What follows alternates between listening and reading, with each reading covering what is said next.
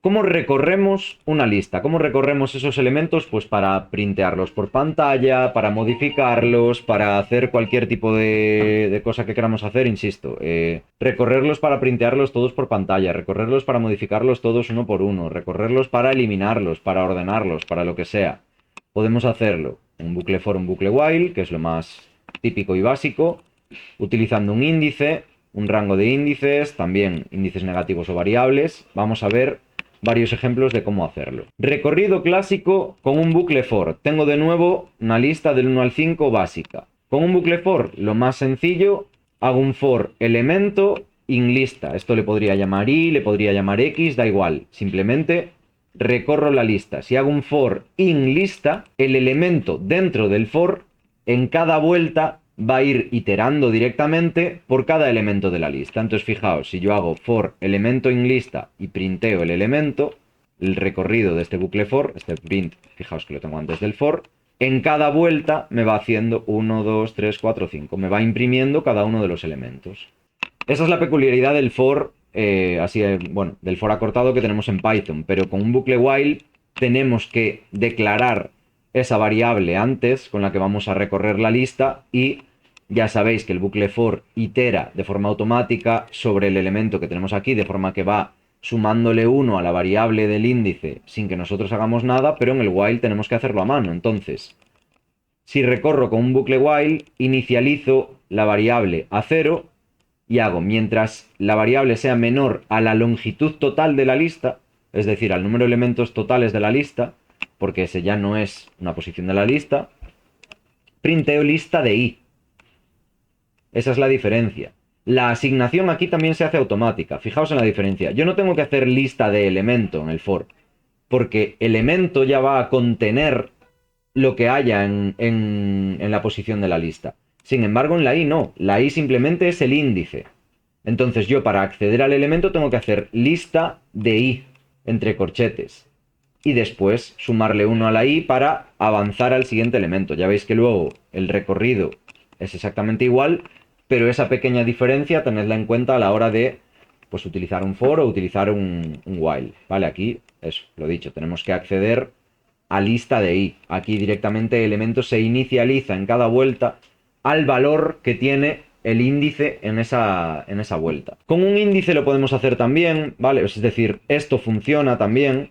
Podemos hacer, en vez de recorrer, fijaos que aquí hacemos elemento in lista, pero podemos hacer un for que haga, vas a dar tantas vueltas como le pase yo en range y simplemente el rango va a ser el len de la lista.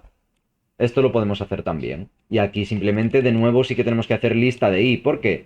Porque aquí está iterando sobre un rango, no está iterando sobre la lista directamente. Entonces el rango, como solo le va a devolver los números de los índices que tenga hasta llegar al len sin incluirlo, porque os recuerdo que el límite superior del range nunca está incluido, y hacemos un print de nuevo lista de i. Esto podemos hacerlo con un rango de índices, es decir, en vez de recorrer la lista entera, bueno, ya veis que aquí con el índice me la recorre entera, pero con un rango de índices podemos, por ejemplo, querer recorrer la lista de la posición 1 a la 4. ¿Qué hace esto? Me imprime la posición 1, la 2 y la 3. La 4 ya no. Acordaos que range por la derecha no es inclusivo. Entonces, si hago este mismo print de i, yo recorro la lista parcialmente. Recorro 2, 3 y 4, es decir, los elementos 1, 2 y 3. A lo mejor me puede interesar, pues, para recorrer una lista solo hasta la mitad, para recorrer, yo qué sé, solo sus valores, unos valores concretos. Podemos hacerlo también con índices negativos, por supuesto. Fijaos que aquí empezamos en -1, es decir, en el último elemento que estaría incluido, hasta -4 y vamos de -1 en -1, restándole 1 en vez de sumándole. De esta forma, con un índice negativo hacemos pues -1, -2 y -3, que serían los elementos correspondientes aquí a 5, 3 y 4, como veis. Como el -4 sería el elemento 2 y ya no está incluido, perdón, aquí ya no está incluido en el rango, ya no lo imprime. Y podemos hacerlo también con un índice variable, como veis, pues de 0 a 2 y 4. Y lo que tenemos con el índice variable es que me devuelve el elemento 0 y va avanzando de, bueno, al elemento 2 y al elemento 4. El elemento 2 es el 3 y el elemento 4 es el 5. Pues ahí podríamos pasarle si queremos solo X posiciones. Además de todo esto, las listas, como son ya un propio objeto de Python, nos trae una serie de funciones predefinidas en la API que podemos utilizar para realizar distintas operaciones con ella. Se utilizan con la notación del punto, es decir, llamaremos a la lista por su nombre, por el nombre que hayamos declarado, punto y el nombre de la función que queramos utilizar. Ya hemos visto alguno de ellos aquí, cuando llamábamos a punto append, a punto insert o a punto extend.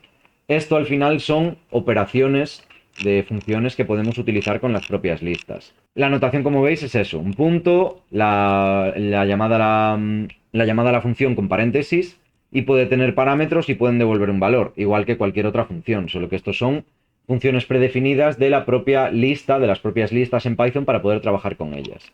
Vamos a ver varios ejemplos. De nuevo, la lista 1, 2, 3, 4, 5. Algo que ya hemos visto, pero la longitud de la lista o el número de elementos que tiene la lista lo hacemos con len lista. Esto, sin embargo, no cumple lo que decíamos de la llamada con punto. ¿Por qué? Porque len en sí no es una función de la lista, sino que es una función propia de la API de Python en general que podemos utilizar con listas como con cualquier estructura de datos para que nos devuelva su tamaño. Pero podemos hacer cosas como número de veces que aparece el 3 en la lista. Pues tenemos el método count. Con count hacemos lista.count y le pasamos el elemento que quiere contar y nos dice, como veis, cuántas veces sale ese elemento en la lista, que en este caso es una vez. Ahí lo veis.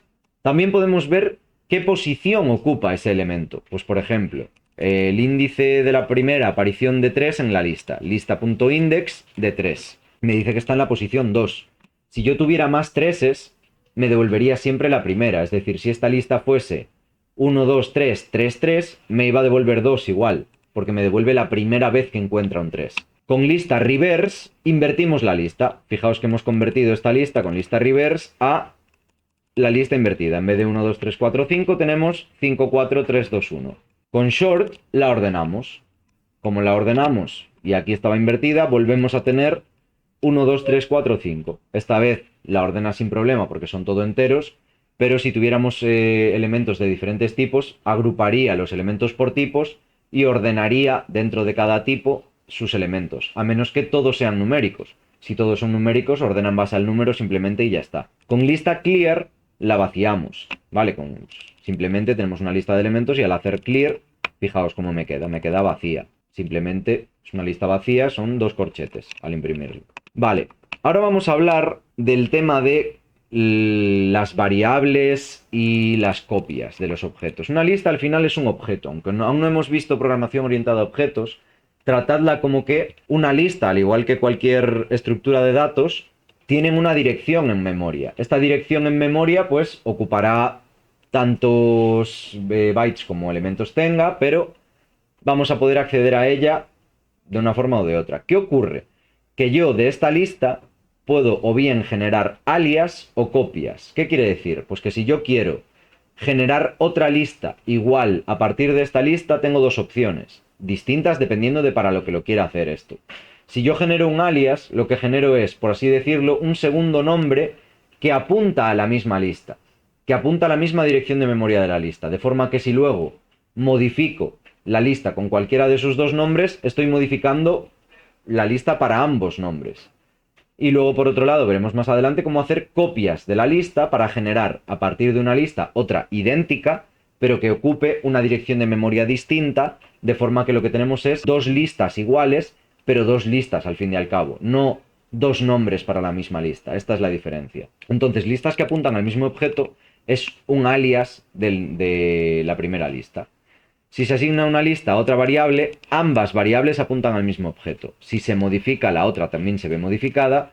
Y si se elimina, también se ve eliminada. Fijaos, tengo lista 1, que es 1, 2, 3, 5, y hago lista 2 igual a lista 1. Si las printeo la primera vez, fijaos que son iguales, son idénticas. Si yo modifico la primera posición de lista 1, hago pues que la primera posición en vez de 1 sea 10, y vuelvo a imprimir las dos, se modifican las dos. Porque yo aquí lo que estoy haciendo, como decía, es crear un alias de la lista 1 y le llamo lista 2. No estoy creando una lista nueva. Lista 1 y lista 2 apuntan a la misma variable, apuntan a la misma dirección de memoria, que es una lista de elementos, pero que tiene ahora pues dos nombres. Podemos acceder a ella de dos formas. También ocurre lo siguiente, si yo elimino lista 2 eliminada, ¿qué ha pasado ahí? Pues que del lo que me ha eliminado es el alias. Ahí sí, me elimina el alias, no me elimina la lista. Yo ahora no voy a poder acceder a lista 1, pero todavía tengo, entre comillas, la información inicial de lista 1 en lista 2. Vamos a ver cómo hacer copias ahora. Para copiar podemos utilizar el método copy, el método list, que me va a devolver una lista a partir de una lista que yo le pase, el operador de slicing o de rebanadas, que veremos también cómo utilizarlo, y el método deep copy, que hace una copia profunda de la lista. Declaramos entonces lista 1 de nuevo como 1, 2, 3, 4. Lista 2 va a ser una copia con copy, lista1.copy. Lista 3 es una copia utilizando list, que es ya veis, una función del propio Python que lo que hace es, le pasamos una lista como parámetro y nos devuelve, ¿veis? Hay que pasar un iterable, es decir, una estructura de datos, y nos va a crear una lista a partir de esa estructura de datos que le pasamos. Como esto también es una lista, pues estamos haciendo una copia de lista 1 en lista 3. Y con el operador de rebanada sin números, es decir, pasándole solo los dos puntos entre corchetes, hacemos una rebanada de lista 1, una slice, en lista 4. ¿Qué pasa? Que esta rebanada, como no tiene indicador de principio ni de final, que ya veremos ahora cómo trabajar con ello, me copia la lista entera. De forma que yo aquí ahora hago lista 1, 2, 3, 4, y fijaos que las 4 son iguales, son copias. Pero si yo luego modifico en lista 1 la posición 0, cuando las imprimo modificadas, fijaos que la única que ha cambiado en este caso sí que es la 1. Así como antes, cuando se modificaban las dos con el alias, ahora las copias no se modifican. Solo se modifica la lista 1. Porque aquí sí que estoy generando que cada una de las listas ocupe su propio espacio de memoria, no sean, digamos, un apunte, un puntero a la misma dirección que ocupaba lista 1. Vamos a ver ahora entonces un poco más en profundidad este tema, el tema de las rebanadas, de las slices. Rebanadas de listas o slices o sublistas también podríamos llamarlo. Una rebanada de una lista es una sublista de la lista original. Se define utilizando un rango de índices. Podemos hacerlo con un índice inicial y un índice final, o un índice inicial, final y un paso o un step, igual que hacemos con ranch en los for. Un índice inicial, final y un índice negativo para recorrerla de final a principio. Y lo mismo también con variables, ¿vale? Con índice inicial, final y con una variable. Ejemplos. Partimos de nuevo de la lista 1, 2, 3, 4, 5. Fijaos, la rebanada de la lista 1, 4, ¿qué me va a devolver? Me va a devolver los elementos, una lista nueva, ¿vale? Pero con los elementos 1, 2 y 3 de esa lista, que en este caso se corresponden con el 2, 3 y 4. 1, 2 y 3.